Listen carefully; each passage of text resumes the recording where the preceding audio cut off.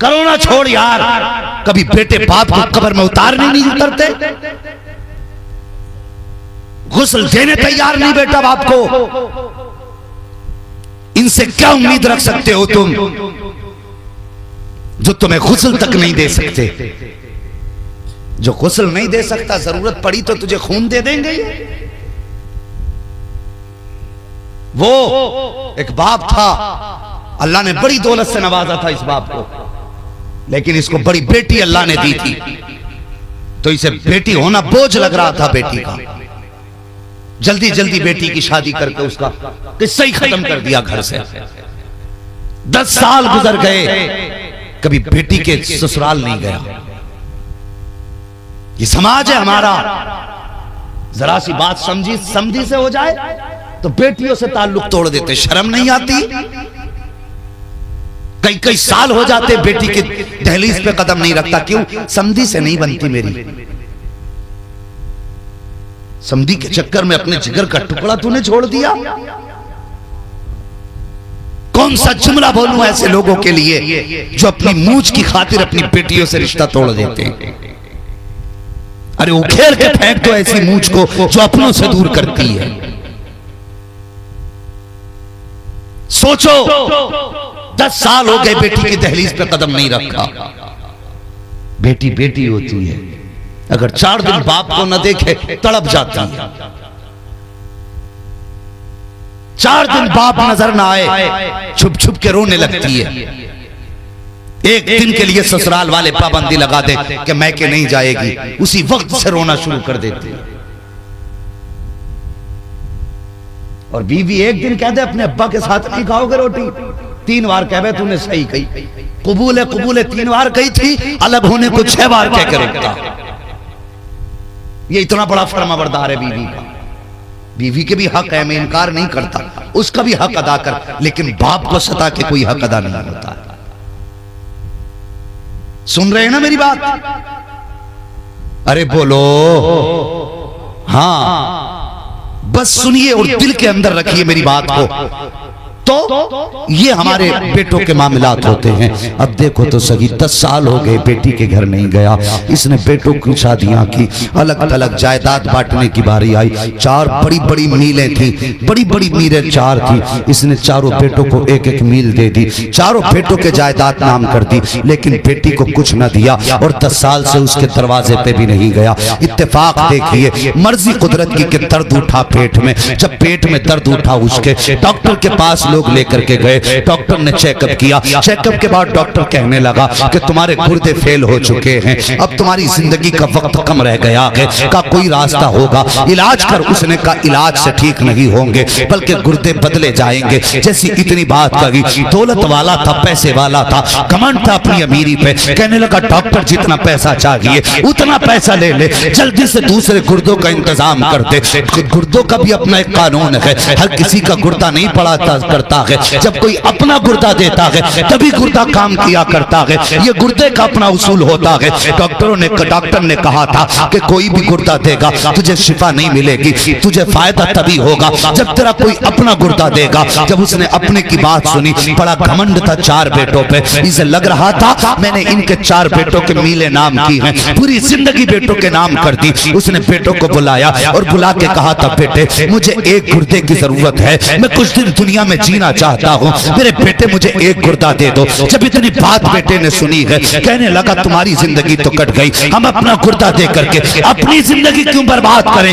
ये कह के बेटे ने गुर्दा देने से इनकार कर दिया। दूसरे बेटे को बुलाया, उसने भी इनकार कर दिया। तीसरे बेटे को बुलाया, उसने भी इनकार कर दिया। चारों बेटों ने गुर्दा देने से इनकार किया। जब 4 बेटे गुर्दा देने से इनकार कर चुके साहिब, फिर क्या हुआ था? उसने कहा डॉक्टर से, डॉक्टर अब मुझे जल्दी से अंदर ले चल, मेरा इलाज कर, अगर जिंदगी होगी तो बच जाऊंगा, नहीं होगी तो मर जाऊंगा। अब तो कोई गुर्दा देने वाला भी नहीं है। ये कह के चला गया और बेटों से अलग इसने चेहरा मोड़ा। जैसे अंदर गया है, सारी रिश्तेदारी में खबर हो गई है कि फलां सेठ जो है अब जिंदगी के आखिरी लम्हात में है, अब खत्म होने वाले हैं। बेटों ने गुर्दा देने से इनकार कर दिया है। डॉक्टरों का कहना है अगर गुर्दा नहीं मिलेगा तो ये मर जाएगा। का अब गुर्दा देने वाला भी कोई नहीं है, लगता है मौत का वक्त करीब आ गया है। जैसी इतनी बात रिश्तेदारी में पहुंची है, बात होते होते यही बात बेटी के ससुराल तक पहुंच गई। जब बेटी के कान में ये बात पहुंची है कि बाप बीमार है,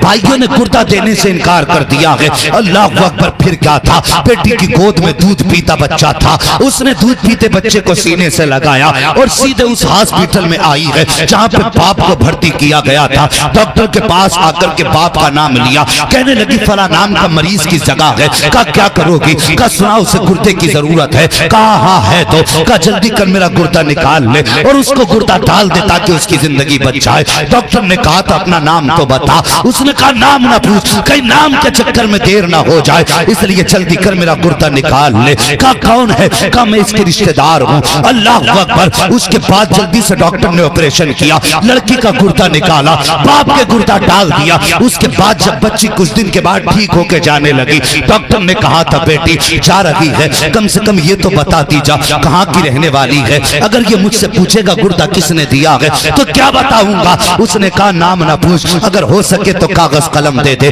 डॉक्टर ने कागज कलम दिया है, बच्ची ने खत लिखा है, लिखने के बाद तय किया, बंद करने के बाद डॉक्टर से कहा डॉक्टर इसे अपने पास संभाल कर रख, इसे खोल के मत पढ़ लेना। और कहा सुन, अगर वो मरीज जो अंदर पड़ा है वो बाहर निकल के आए और मेरे बारे में अगर पूछे तब ये खत देना है, उसके पूछे बगैर खत मत दे देना। ये कह के उसने खत दिया कि उसके पूछे बगैर खत मत देना। ये कह के बेटी चली गई। अल्लाह अकबर। कुछ दिन के बाद जब ये अमीर, ये दौलत वाला शिफायाब हुआ है, जब इसके रिश्तेदार आए हैं, कहने लगे घर चलो। उसने कहा नहीं, घर बाद में जाऊंगा, पहले मुझे डॉक्टर के उस कमरे में लेके चलो। कहा किस लिए, कहा मुझे उसका शुक्रिया अदा करना है। कहा किस बात का शुक्रिया, कहा मेरे बेटों ने तो गुर्दा देने से इनकार कर दिया था, ये डॉक्टर ही की मेहरबानी है आज जो मैं जिंदा हूँ। ये कह के डॉक्टर के केबिन में आया है। आने के बाद कहा था डॉक्टर तेरा बड़ा एहसान है, तूने मेरी जिंदगी बचा ली है। डॉक्टर ने कहा ओ यार शुक्रिया मेरा अदा ना कर, अगर अदा करना है तो उस बच्ची का शुक्रिया अदा कर जो तुझे गुर्दा दे करके गई है। जैसी इतनी बात इसने सुनी है, कहता किसने गुर्दा दिया, मेरे अपनों ने तो इनकार कर दिया था।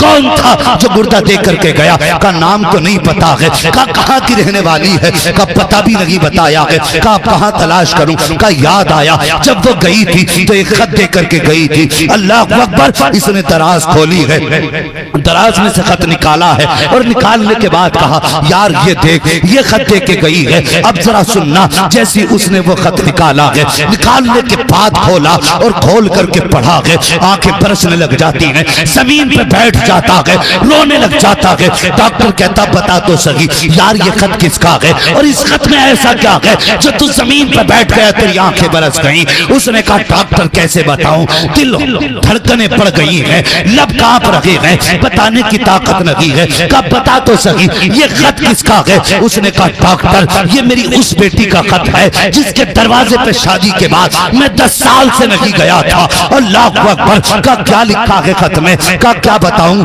कब पढ़ के सुना खत में क्या है। तब उसने खत पढ़ना शुरू किया था। बच्ची ने लिखा था बिस्मिल्लाहिर्रहमानिर्रहीम, ए मेरे बाप, एक मजबूर बेटी का सलाम, नाराज बाप की बारगाह में कबूल हो। उसके बाद नीचे लिखा था ए मेरे बाप, मेरे निकाह को 10 साल हो गए हैं, 10 साल हो गए मुझे ससुराल आए हुए, तुम 10 साल से मेरी दहलीज पे नहीं आए हो। मेरे बाप मुझे ये नहीं पता है किस बात से तुम नाराज हो, मुझे ये भी नहीं पता मेरी खता क्या है। बाबा मुझे ये भी नहीं पता मेरा कसूर क्या है, लेकिन इतना जानती हूँ 10 साल गुजर गए तेरा इंतजार करते करते, लेकिन तुम नहीं आए हो। का बाबा जब ईद का चांद नजर आता है, दुनिया चांद देखने के लिए छत पे चढ़ा करती है, लेकिन तेरी बेटी जब ईद का चांद देखने दुनिया छत पे जाती है तो तेरी बेटी दरवाजे पे आके खड़ी हो जाती है और इस उम्मीद में खड़ी होती थी शायद इस बार मेरा बाप आता होगा, शायद इस बार मेरा बाप आता होगा। बाबा 10 साल में कितनी ईदें गुजरी हैं, दुनिया ने नए कपड़े पहने के उतार दिए हैं, लेकिन मेरे बाप 10 साल में सबने ईदें की हैं, लेकिन तेरी बेटी ने ईद नहीं देखी है। अल्लाह अकबर। उसके बाद बेटी ने लिखा था ए मेरे बाप, मैं तुम्हारे पास ये खत लाई हूँ, ये खत दे के जा रही हूँ। मेरे बाप मुझे ये नहीं पता कि मेरा कसूर क्या था, तुमने जायदाद तकसीम की है तो अपने 4 बेटों को जायदाद तकसीम कर दी। बाबा मैं ये भी शिकायत नहीं करती हूँ कि तुमने मुझे दौलत क्यों नहीं दी है, तुमने मुझे जायदाद क्यों नहीं दी है, शायद मुझे इस लायक नहीं समझा था जो तुमने मुझे दौलत नहीं दी थी। उसके बाद बच्ची ने लिखा था ए मेरे बाप, मैं घर के अंदर थी, मुझे पता चला कि आपकी तबीयत खराब है। भाइयों ने कुर्ता देने से इनकार कर दिया है। बाबा मैं बर्दाश्त न कर सकी, मैं दौड़ के आ गई और मेरे बाप ने कुर्ता दे करके जा रही हूँ, आप एहसान नहीं किया है। ए मेरे बाप, अगर जायदाद न दी तुमने तो कोई बात नहीं, 18 साल सीने से लगा के पाल लिया था, मेरे बाप का ये एहसान कम था। 18 साल तक बेटी कह के पुकारा था, क्या ये एहसान कम था? ए मेरे बाप, 18 साल के लुकमे के बदले में अगर तुम जान भी मांगोगे तो मैं बेटी हूँ बाबा, हंसते हंसते जान दे दूंगी,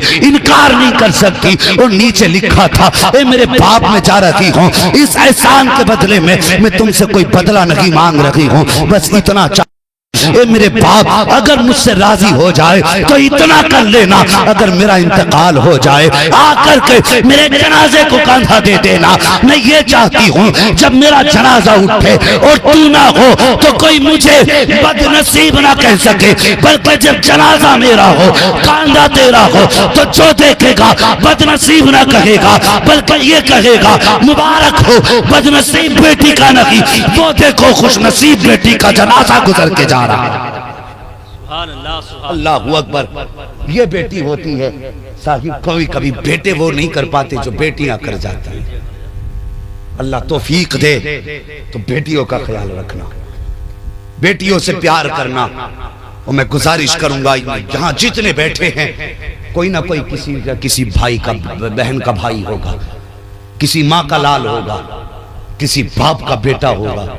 मैं गुजारिश करता हूँ ओ भाई, आज जो सबसे ज्यादा जुल्म होता है, और इसको कहो तो मीठा जुल्म, जो महसूस भी ना हो और काम भी कर जाए, वो जानते हो कौन सा जुल्म है? वो बेटियों पर जुल्म है। बाप के इंतकाल के बाद जब बेटियां का जी करता है ना कि हम उस दीवार को देखें जो दीवार मेरे बाप ने अपने हाथ से बनाई थी, मैं वो चारपाई देख के आऊंगी जिसपे मेरा बाप लेटा करता था। ये सोच के बेटियां जब मैके आती हैं तो भाइयों के चेहरों पे 12 बज जाते, भाविये उनकी जबान के तेवर बदल जाते, कड़वे लहजे हो जाते, और देख के मुंह बिगाड़ लेते। बहनों को बाप याद आ जाता है। कभी कभी ऐसा होता है, ऐसी ऐसी बदबख्त औरतें घरों में आ जाती हैं कि मुंह पे ताने दे देती हैं और कहती हैं ज्यादा चक्कर न लगाया कर, तेरे आने से मेरे घर का सुख जाता है। ऐसी भी औरतें आ जाती हैं और जालिम जबान को लगाम दे, तो जिस घर की छत के नीचे बैठी है वो तेरे बाप की छत नहीं, जिसे ताना दे रही है ये इस बेटी की बाप की छत है। इसने इस घर में बचपन में मिट्टी लगाई है, अपने हाथ से बाप के साथ खड़े होकर छत फटवाई थी इस बेटी ने, आज जिसे ताना दे रही है तू। खुदा की कसम, जब ये ताने बेटियों को मिलते तो बेटियों को बाप याद आ जाता। वो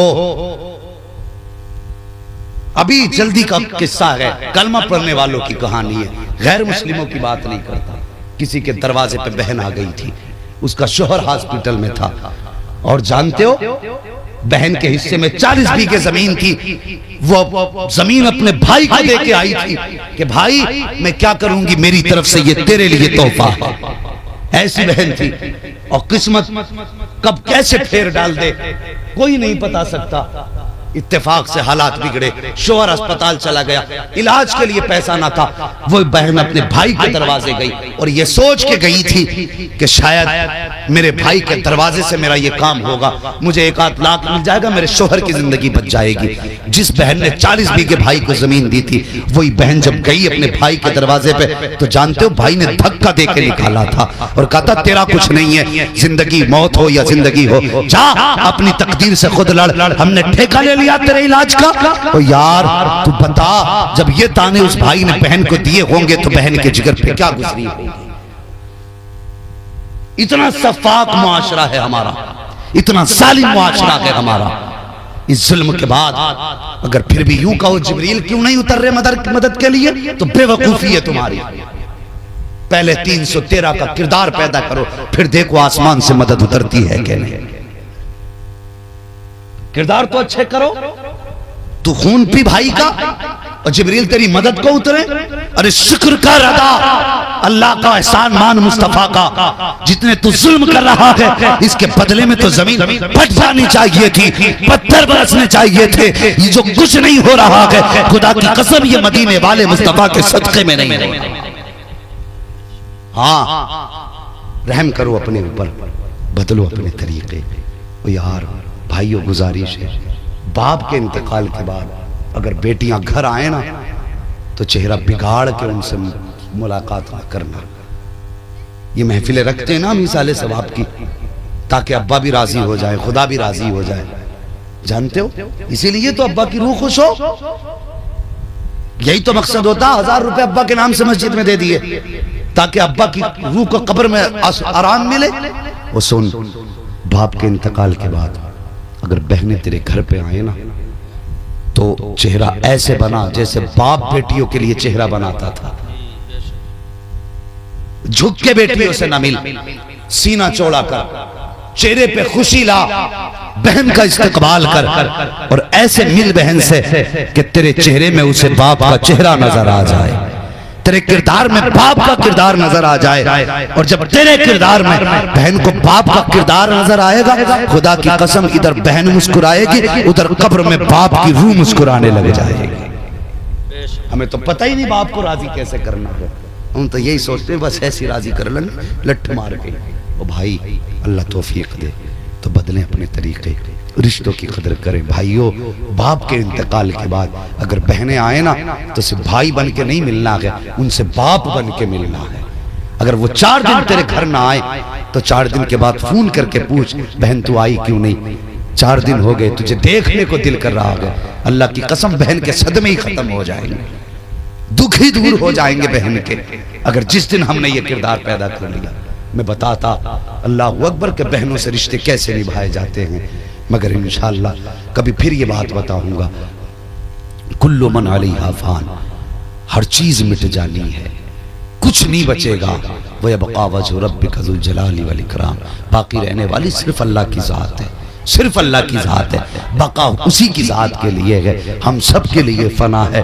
तो साहिब आओ, कुछ लोग 40 साल जीते हैं, कुछ 50 साल जीते हैं, कुछ 100 साल जीते हैं, कुछ 200 साल जीते हैं, कुछ 300 साल जीते हैं, कुछ 500 साल जीते हैं।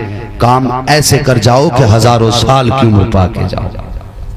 हाँ, आप कहोगे 1000 साल कैसे जिया जा सकता है, अब तो बंदे की उम्र 50 साल से ज्यादा नहीं है। हाँ, बज़ाहिर उम्र 50 नहीं है, लेकिन अच्छे कामों की बुनियाद डाल जाओ। जब तक वो काम जिंदा रहेगा तुम्हारा नाम जिंदा रहेगा, नाम जिंदा रहेगा। अच्छे कामों से लोगों की उम्रें बढ़ा करती हैं। हाँ, तो सिर्फ इतने दिन ना जियो जितने दिन तुम खा पी रहे हो, बल्कि मरने के बाद भी अगर जिंदा होना चाहते हो काम अच्छे कर जाओ, अच्छी मिसालें बना जाओ, ताकि तुम्हारे जाने के बाद लोग अपने बच्चों से कहा करें, बेटे अगर जिंदगी गुजारनी है तो फला की तरह गुजारना, जिसने बाप के बाद अपनी बहनों को बाप की कमी महसूस न होने दी, जिसने माँ के बाद अपनी बहनों को माँ की कमी महसूस न होने दी।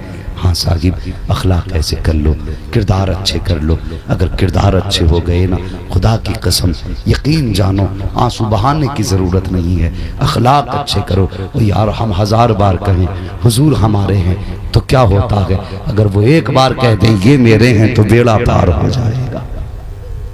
सही कह रहा हूं ना मैं? अब तो बोल दो अल्लाह के बंदो, बात सही है ना? अगर हुजूर एक बार कह दे ये मेरे हैं तो बेड़ा ही पार हो जाएगा। अमल ऐसे कर जाओ।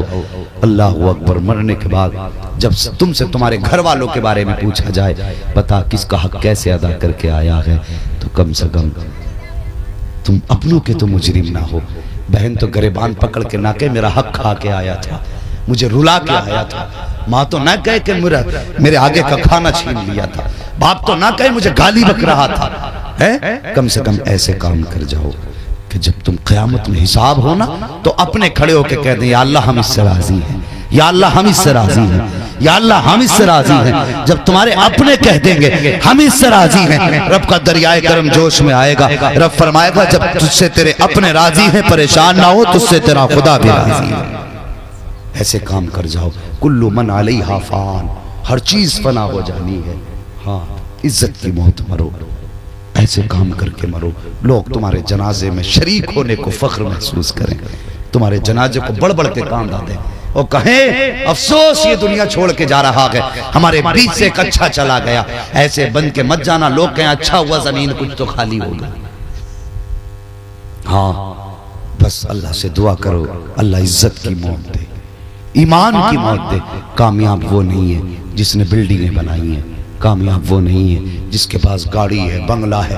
कामयाब वो है जो कब्र में ईमान बचा के ले गया, और ईमान उसी का सलामत है जो बरेली वाले अहमद रजा के दामन से वाबस्ता। मेरे ताज शरिया के विशाल के बाद इतने फितने उठे हैं, इतने फितने उठे हैं, हैरत होती है, नए से नया फितना सामने आ रहा है। आला हजरत ने वक्त विसाल फरमाया था, लोगों अहमद रजा को जितना लिखना था लिख चुका, जो बताना था बता चुका, जो समझाना था समझा चुका। फरमाया मेरी तालीमात को सीने से लगा के रखना, अब समझाने के लिए अहमद रजा दोबारा कब्र से उठ के नहीं आएगा। बहुत बड़ी बात मेरे इमाम ने कही थी, यकीन जानो आज वही हक पर है जो आला हजरत के दामन से जुड़ा है, और जो उनसे अलग है तस्बीह इतनी नहीं इतनी लंबी ले ले, दाढ़ी इतनी नहीं इतनी लंबी कर ले, और तू जितने चाहे तस्बीह और मिसवाक ले ले, अगर अहमद रजा का नहीं है तो यकीनन सिराते मुस्तकीम से भटका हुआ है। इसलिए कि अहमद रजा सिर्फ बरेली वालों की औलाद का नाम नहीं है,